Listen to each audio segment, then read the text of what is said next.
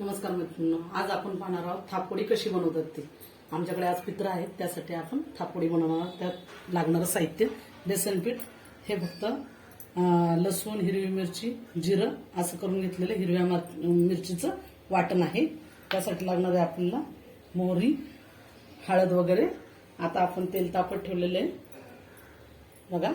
तेल चांगलं आपलं तापलेलं आहे, त्याच्यामध्ये आपण मोहरी टाकलेली आहे। मोहरी टाकल्याच्या नंतर आपण टाकणार आहोत मिरची।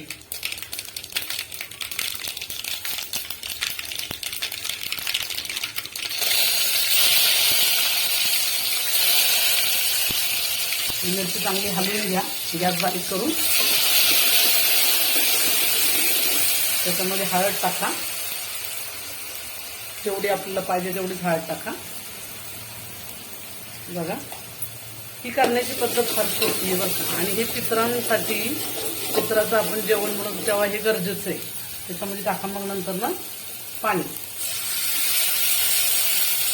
आता हे पाणी चांगलं उकळून द्यायचं आहे आपल्याला, तोपर्यंत आपण थांबूया।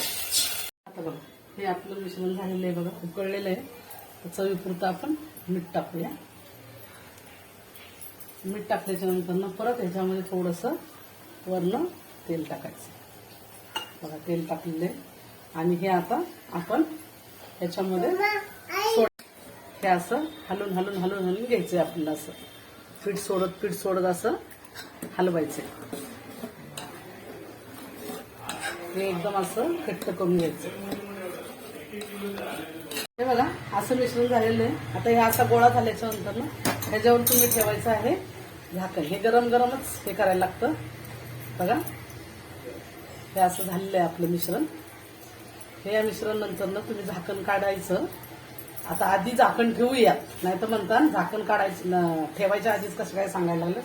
काढायचं म्हणजे झाकण असं ठेवायचं, थोडंसं जरा 3 मिनिटं फक्त त्याला वाफ द्यायची, नंतर ते काढून घ्यायचं, थापायचं।